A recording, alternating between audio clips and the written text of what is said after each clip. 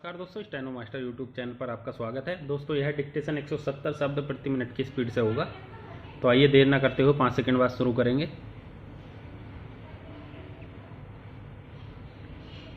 महोदय, भाषा मानव जीवन की सबसे बड़ी आवश्यकता है। यह भावनाओं को, विचारों को और मानवीय स्वभाव को प्रकट करने वाला महत्वपूर्ण माध्यम है। इसलिए भाषा हर व्यक्ति के जीवन में महत्वपूर्ण भूमिका निभाती है, चाहे वह क्षेत्र धार्मिक हो, सांस्कृतिक हो, चाहे राजनीतिक हो। राष्ट्रीय एकता में हिंदी भाषा का योगदान समझने का प्रयास करने से पूर्व हमें देखना यह है कि आखिर राष्ट्रीय एकता है क्या। हर व्यक्ति के हृदय में देश की उन्नति की भावना होना, अलग अलग प्रांतों को जोड़े रखना और राष्ट्रीयता के आदर्शों का पालन करना ही राष्ट्रीय एकता है। इस राष्ट्रीय एकता में हिंदी का योगदान महत्वपूर्ण है, क्योंकि राष्ट्र की एकता तभी बढ़ेगी जब अपने देश के नागरिक एक दूसरे से स्नेह बढ़ाएंगे, एक दूसरे से भाईचारे की अपेक्षा रखेंगे। इसलिए हर व्यक्ति को अपनी भावनाओं को व्यक्त करना जरूरी है, और सिर्फ हिंदी भाषा ही नहीं इस जरूरत को पूरा कर सकती है, क्योंकि हिंदी आम जनता की भाषा है। अपने देश के नागरिक इसे सरलता से बोल सकते हैं।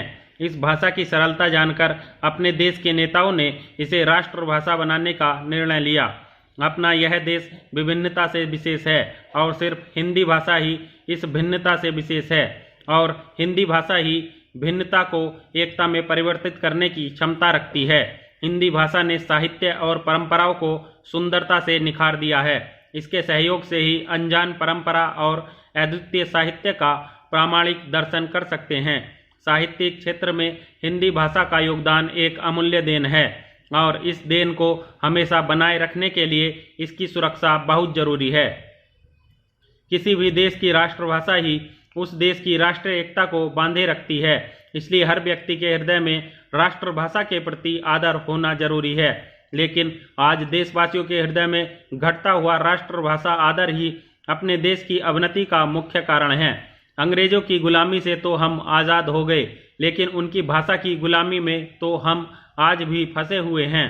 अपने देश के हर क्षेत्र में अंग्रेजी को प्रथम स्थान और हिंदी को दूसरा स्थान दिया जाता है। इससे बढ़कर लज्जास्पद बात और क्या हो सकती है कि इस स्थिति को हम बदल नहीं पा रहे।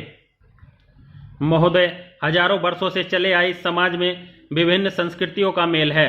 संस्कृति को एकता के धागे में पिरोए रखने का काम हिंदी भाषा करती है। बहुत से नेताओं ने त्रिभाषा फार्मूले द्वारा और कोठरी आयोग ने भी हिंदी भाषा का प्रसार किया। इस तरह के प्रयास जारी रखने के लिए नेताओं का योगदान महत्वपूर्ण है। हिंदी के विकास में राजनीति न आए तो देश के किसी भी प्रांत से हिंदी भाषा का विरोध होना असंभव है। हिंदी भाषा और अन्य भारतीय भाषाओं का शब्द भंडार समान होने के कारण किसी भी नागरिक के लिए हिंदी सीखना बहुत आसान है। इसलिए राष्ट्रीय एकता में हिंदी भाषा का योगदान अन्य भाषाओं से कहीं अधिक है। राजनीतिक एकता में भी हिंदी का योगदान है। अगर समय के साथ हिंदी भाषा का महत्व इसी तरह बढ़ता रहेगा तो एक दिन जनता में प्रांतीयता की भावना का अवश्य लोप होगा, जिससे हिंदी भाषा का भौगोलिक, ऐतिहासिक और स्वाभाविक महत्व भी बढ़ जाएगा और प्रांतों की एकता भी मजबूत रहेगी। सिर्फ हिंदी एकमात्र भाषा रही तो देश में भाषा के प्रसार और स्थिरता में सहयोग होगा। बड़े अधिकारियों को पात्रता परीक्षाएं अगर अंग्रेजी की बजाय हिंदी में ली गई तो उन्हें देश का अनुशासन संभालना आसान हो जाएगा। परीक्षाएं अगर हिंदी माध्यम से ली गई तो उनमें स्वतंत्र चिंतन करने की क्षमता आ जाएगी। अगर इस तरह हिंदी भाषा का उज्जवल रूप बढ़ता रहेगा तो एक दिन अपना यह भारत शुद्ध हृदय से हिंदी का देश हिंदुस्तान कहलाएगा। भारत देश का यह सौभाग्य रहा है कि विदेशी शासन के अंधकार युग में उस मोहनदास करमचंद गांधी जैसे तपस्वी नेता कर्णधार के रूप में प्राप्त हुए। जीवन का कोई ऐसा क्षेत्र, समाज का कोई ऐसा अंग और देश की कोई ऐसी समस्या नहीं थी जिसका अध्ययन इस महात्मा ने न किया हो। भारत की राष्ट्रभाषा के संबंध में राष्ट्रीय स्वाभिमान के साथ वह एक रूप हो गए थे। गांधी जी ने अपने महत्वपूर्ण कार्यों में हिंदी की सेवा और उसके प्रचार प्रसार को भी अपनाया। इसके चलते रहते कुछ ऐसी अविस्मरणीय बातें बन गईं, जिनमें से कुछ को प्रसंग के रूप में प्रस्तुत कर रहा हूं। अफ्रीका से जब 1914 में गांधी जी स्वदेश लौटे तो बंबई आने पर एक पारसी पत्रकार ने गांधी जी से अंग्रेजी भाषा में अनेक प्रश्न किए। महोदय, इस विषय में मैं यह कहना चाहता हूं कि हमने उन सभी क्षेत्रों पर विचार किया है जहां विकास की आवश्यकता है, चाहे वह कृषि क्षेत्र हो अथवा कृषि पर आधारित उद्योग क्षेत्र हो, चाहे मध्यम उद्योग क्षेत्र अथवा बड़े उद्योग क्षेत्र हों। यदि आप आंकड़ों की तुलना करें तो मैं कहूँगा कि इस समय हम पंजाब को सामान्य केंद्रीय सहायता के अंतर्गत भरसक यह कोशिश कर रहे कि सभी दृष्टिकोण को ध्यान में रखें और तदनुसार अनुदान प्राप्त परियोजनाओं के लिए 1 करोड़ रुपए, विशेष योजना ऋण के लिए 650 करोड़ रुपए, पुलिस आवास के लिए 10 करोड़ रुपए और स्वर्ण मंदिर के चारों ओर पुनर्वास के लिए हमने 30 करोड़ रुपए दिए हैं। परंतु हमें यह मालूम है कि और अधिक धन की आवश्यकता होगी।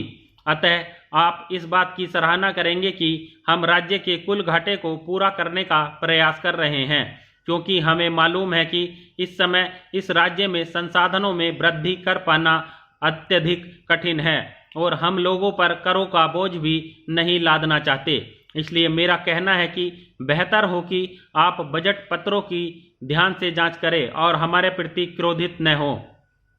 महोदय, यह सबसे अच्छी स्थिति होगी और इस सदन के प्रत्येक सदस्य की इच्छा होगी कि हमें उन बजटों की जांच अथवा उन्हें मंजूरी प्रदान न करनी पड़े जो कानूनी रूप से राज्य विधानसभाओं से संबंधित हैं।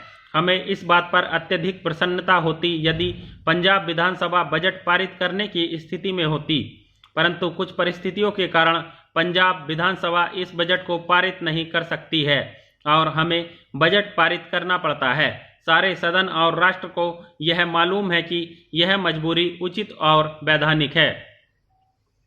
महोदय, मैं कहना चाहता हूं कि जैसा कि सदस्यों ने कहा और उनकी इच्छा थी कि ऐसा समय नहीं आना चाहिए कि हमें आगामी वर्ष का बजट पारित करना पड़े। प्रत्येक की यही इच्छा है। हम यह आशा, इच्छा और प्रयत्न करें कि विधान परिषद में प्रतिनिधि आर्थिक विकास के अपने कार्यक्रम बना सके और जनता के प्रति न्याय कर सकें। यह टिप्पणी प्रत्येक व्यक्ति की है और मैं सदन का अधिक समय नहीं लेना चाहता, क्योंकि अभी कई विधेयकों पर विचार होना है। विकास और उन्नति में लचीलापन प्रदर्शित हुआ है। महोदय, बेरोजगारी के बारे में माननीय सदस्य ने बहुत अच्छा प्रश्न किया है, परंतु इस विषय में भी मैं यह कहना चाहता हूं कि जो आशंकाएं व्यक्त की गई हैं उनका कोई ठोस आधार नहीं है। शहरी और ग्रामीण दोनों क्षेत्रों में बेरोजगारी में चिंताजनक वृद्धि नहीं हुई है। मैं आपको आंकड़े प्रस्तुत कर सकता हूं कि शहरी क्षेत्रों में शिक्षित बेरोजगारों की संख्या में अधिक वृद्धि नहीं हुई है और ग्रामीण क्षेत्रों के बारे में भी यही स्थिति है, परंतु इसका अर्थ यह नहीं कि हमें यह समस्या हल नहीं करनी है। निश्चित रूप से हमें समस्या हल करनी है। जहां तक कृषि का संबंध है, मेरा कहना है कि कृषि क्षेत्र पर पूरा ध्यान दिया जाता है। हम उत्पादन और खरीद दोनों लक्ष्यों को प्राप्त कर रहे हैं। इस समय पिछले वर्ष के सूखे के कारण जहां तक गेहूं का संबंध है, उसकी खरीद में लक्ष्यों की थोड़ी कमी रही। चावल की फसल अभी आनी है, परंतु तब भी हम 47 लाख टन गेहूं की खरीद करने में सफल रहे हैं, जो कि केंद्रीय पूल का 73% है। अतः मैं पंजाब के किसानों को मुबारकबाद देता हूं। खरीद एजेंसियों को अपना कार्य करना है और अच्छा कार्य करने पर मैं उनकी प्रशंसा करता हूं, परंतु अन्य क्षेत्रों में जहां किसानों की मदद की जानी है, मैं यह कहूंगा कि वर्ष 1997-98 में सरकारी क्षेत्र में अल्पावधि अग्रिम ऋण 375 करोड़ रुपए के और इस वर्ष हमने इसे 500 करोड़ रुपए के ऋण दिए हैं। जहां तक दीर्घावधि ऋण का संबंध है, पिछले वर्ष यह 61 करोड़ रुपए का था और इस वर्ष यह 65 करोड़ रुपए है। जहां तक विद्युत का संबंध है, पिछले वर्ष राज्य योजना में कुल 650 करोड़ रुपए दिए गए, जिसमें से आधे विद्युत के लिए ही, क्योंकि विद्युत अवश्य उपलब्ध होनी चाहिए। और जहां तक मैं समझता हूं, कई सदस्यों ने यह मुद्दा उठाया कि कोयले की उपलब्धता में बड़ी रुकावटें हैं और यदि किसी अन्य प्रकार की ऊर्जा उपलब्ध हो तो यह अच्छा है। विद्युत क्षेत्र के लिए ही 352 करोड़ रुपए था, जो कि 54% था और इस वर्ष योजना 700 करोड़ रुपए की है। आशा है मान्य सदस्य इस बात की सराहना करेंगे कि इस वर्ष की योजना पिछले वर्ष से पर्याप्त रूप में बड़ी है। विराम। तो दोस्तों, 170 शब्द प्रति मिनट की स्पीड से यह डिक्टेशन था। एक बार में नहीं लिखा जाता, बार बार अभ्यास कीजिएगा और जुड़े रहिएगा हमारे चैनल के साथ। वीडियो पसंद आती है तो वीडियो को लाइक और चैनल को सब्सक्राइब करना ना भूलें। चलिए, जल्दी ही मिलेंगे अगले डिक्टेशन के साथ। तब तक के लिए जय हिंद, जय भारत।